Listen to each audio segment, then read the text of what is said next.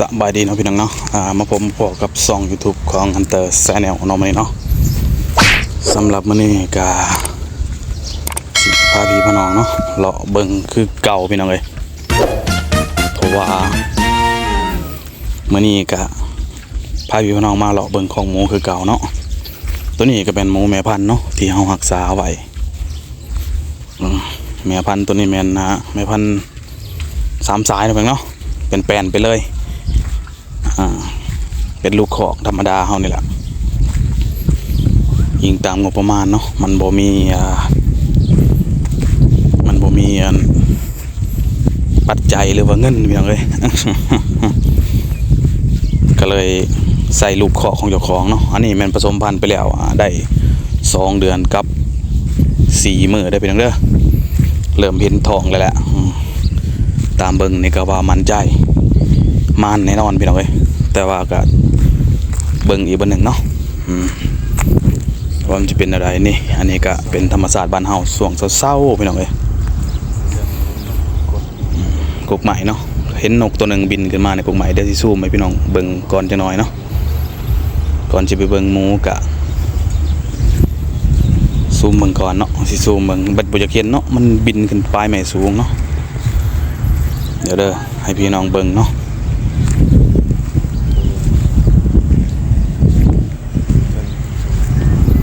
เดี๋ยวพี่น้องมันจะมีตีงนิดน้อยดอกนกบักใหญ่เลยพี่น้องนั่นเด้อเดี๋ยวเห็นปะ พี่น้องไปเบิ่งคนแต่ใบไม้ตีงเดี๋ยวนกบักใหญ่จะเป็นนกยังนั่น โอเคนะเพื่อนเนาะกะให้เบิ่งเนาะว่าสิซูมให้เบิ่งแจ้งๆกับมันก็เลยบ่เบิ่งบ่เห็นเนาะฮะยาละไก่ได้เพียงเลยพวกผมว่าเขาซูมไก่หน่อยเดี๋ยวเบิ่ง ธรรมศาสตร์บ้านเฮาเนาะอันนี้ก็ดูอยู่ในสวนหลังของหมูเฮาเนาะเพียงเนาะอันนี้ก็เฮือนเฮ็ดใหม่เนาะยังเสาสีฟ้าอยู่โอเคเดี๋ยวเราสิมาเบิ่งหมูเฮาอีกบ้านนึงเนาะธรรมศาสตร์คอกหมูกับปฐมประธานแบบง่ายๆเนาะนี่แม่พันธุ์เฮานี่เริ่มเห็นท้องแล้ว2 เดือนเนาะเพียงเนาะถึง3 เดือนนี่ก็สิท้องกลมบ่หลุดเลยบาดเนี่ย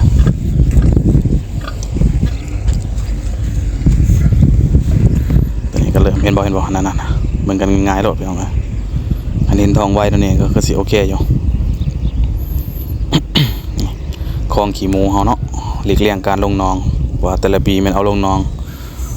แล้วบัดนี้เปลี่ยนใจบ่ให้มันลงนองก็เลยเฮ็ดคลองออกมาเดี๋ยวเฮาเบิ่งหมูขุนพี่น้องบ้านนี่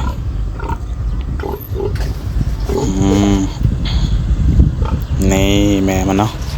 ตัวนี้ก็สมไปแล้วเนาะได้ประมาณเดือนหนึ่งเลยพี่น้องเอ้ยยังบ่ฮู้ประมาณหรือประมาณแต่ว่า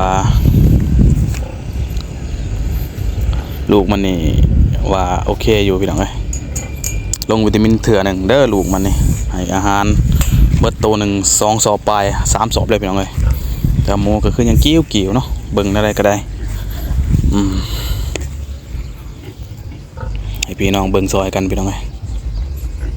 เนาะอันนี้ก็สิบ่ให้เห็นหน้าเต๋อดอกพี่น้องแต่ว่าก็สิพยายามเว้ากันไปเรื่อยๆเนาะ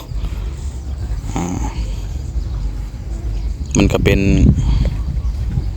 กิจกรรมมันหนึ่งอยู่ในบ้านเฮาเนาะ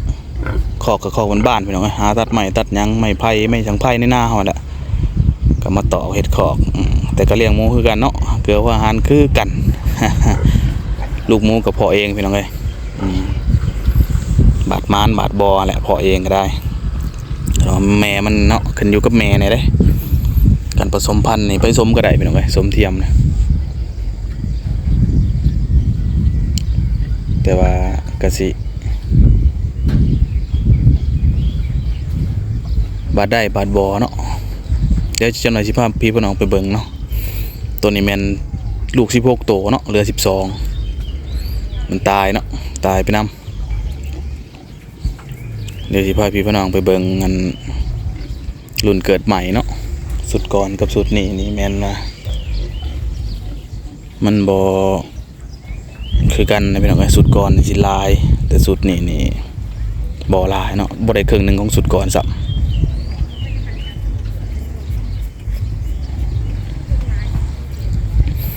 นี่พี่น้องเบิ่งแบบงามๆเนาะพี่น้อง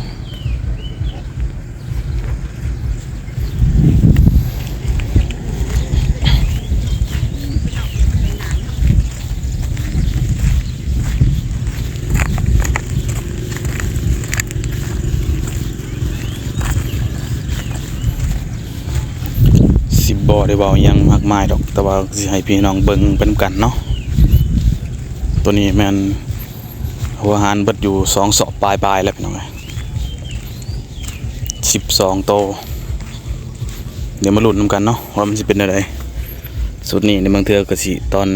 ขึ้นสิ่งขึ้นหยังก็สิได้อัปเดตให้พี่น้องเบิ่งกันคือเก่าพี่น้องเอ้ย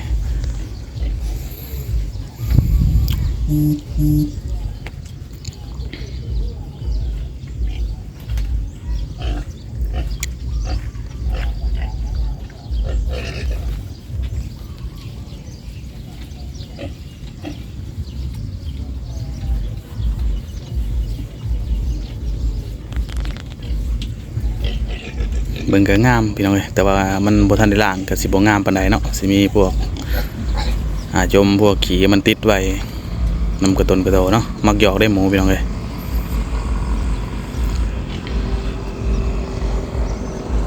นี่เบิ่งก็โอเคอยู่พี่น้องเอ้ยสำหรับคอกนี่ก็12โตถือว่าแน่นเนาะบ่ามันใหญ่นี่โอ้ยสิบ่มีทางย่างแล้วคอกน้อยๆเนี่ยนี่ข้ากระสมก็เอิ้นคังหมูแหละพี่น้องเอ้ยตามปกติฮ่า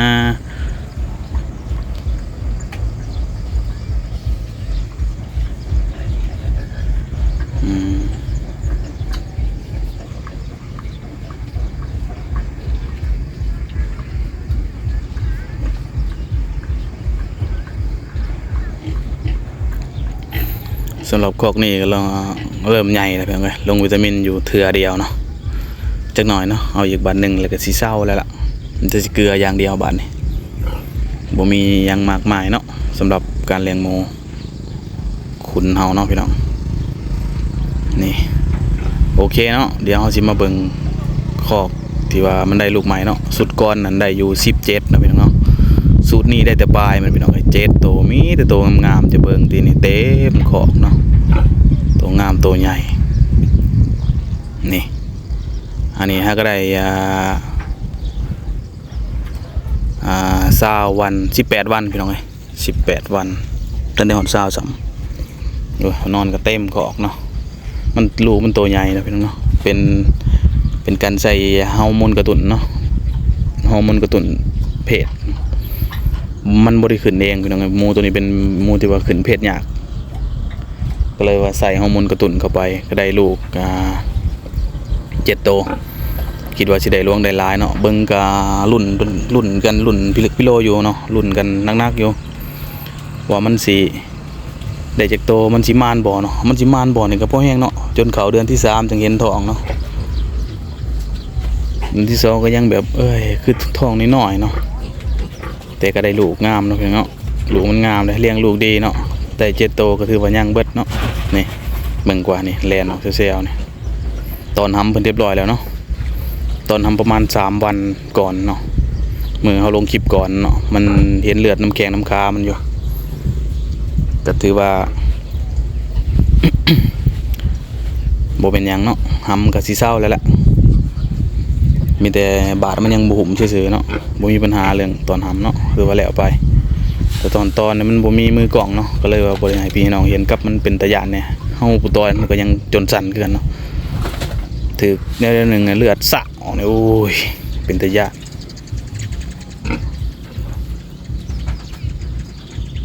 ให้พี่น้องเบิ่งนำกันเนาะพี่น้องเนาะ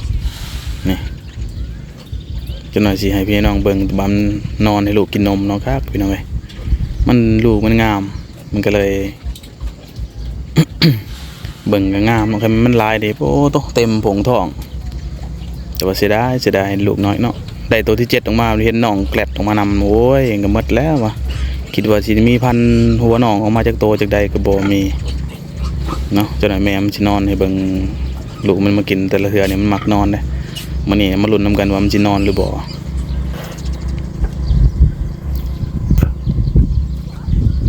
พี่น้องมีแต่ตัวงามนี่เอาเบิ่งมุมนี้ก่อน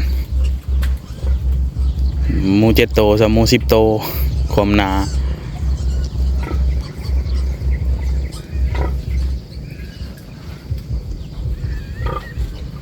อันนี้ก็บ่ยากเนาะลูกมันนี่ก็บ่ได้ยากเลยหลังจากมันเกิดมาก็เผามันคืนหนึ่งคืนสองก็ปล่อยเลยบาดนี่เพราะว่าเฮาเบิ่งแม่มันบ่เป็นตาย้านเด้แม่มันเลี้ยงลูกเป็นเด้เวลามันนอนมันยังมันก็ค่อยลงเลยพี่น้องบ่แม่นสิคือโตอื่นเนาะหมู3สายอยู่แต่ว่ามันเลี้ยงลูกเป็นหมูตัวนี้จังว่าแพงมันแต่ว่ามีจุดเสียอย่างเดียวก็คือมันขึ้นเพศยากเดี๋ยวเห็นบอกมันสินอนนี่มันสิค่อยลงเลยพี่น้องเลยฮะ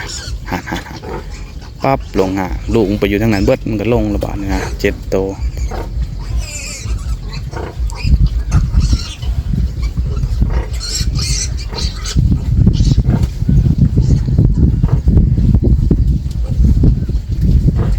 กินกันเมามันนะพี่น้องสำนี้บ่ได้บำรุงพอตัวใดเนาะตัวนี้แต่ก็ให้กินอาหารสดเนาะตอนมันถือผ้าเลยมันปนห้ำจังหน่อยอันนี้มันหัวอาหารสดเลยเนาะ 7โตโอ้ยเนาะได้จาก10โตนี่พอดีเลี้ยงคอกหนึ่งอันนั้นเสียดายอยู่ขาดอีก3 คิดว่าแต่ก่อนนี่จนซึ่งในห้องได้ลูก15นะ14เนาะ14จนเก็บเครื่องไปแล้วยังออกมาอีกอยู่3พุ่นพี่น้องโอ้ยมันน่าเสียดายสุดนี่ว่านั่งถ่ายมีแต่น้องออกมาเต็มขู่เอาซื่อเนาะ2 4 6 7ดอกพี่น้องเลย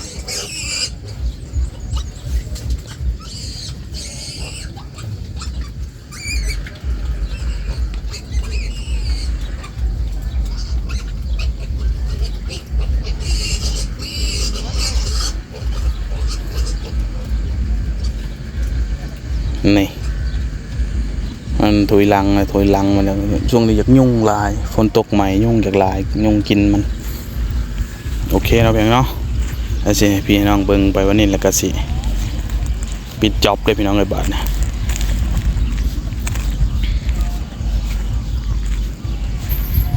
น้องขี้โมกะ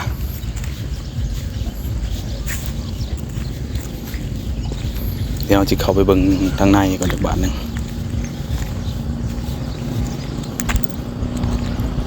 ปลาพี่น้อง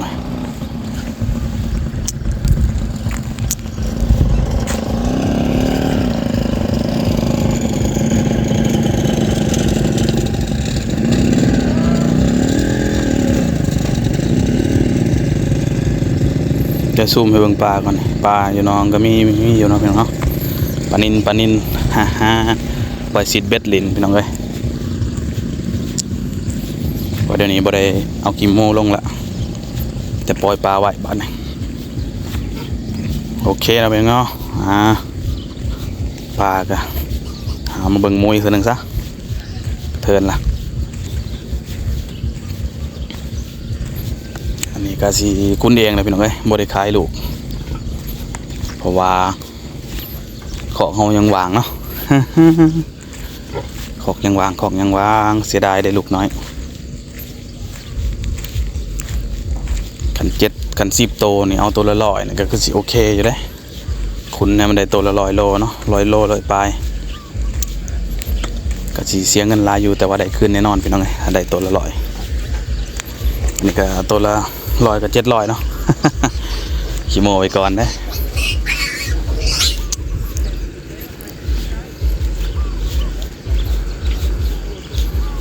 โอเคบาทนี่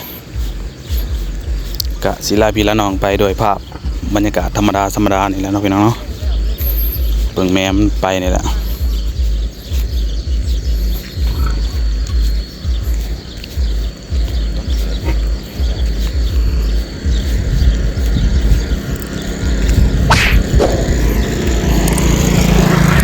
รถจักรใหม่